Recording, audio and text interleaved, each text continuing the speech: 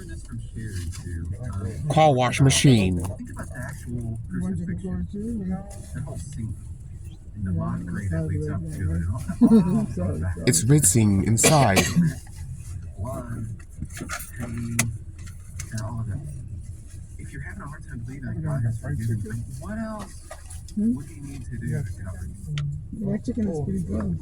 What else? Is that I not want enough? you to try it. Not enough abandonment, rejection, even rejection even from God Himself. Jesus on the cross. Yeah, they have one the other one too. What else would Don't have get to it from happen? me this time. Or And we then can the go ahead chicken and is believe hard it. with That the wasn't. strips. I'm so thankful. And I think that's the resource for forgiving other people, even when they're just plain evil. Because what God's done for you.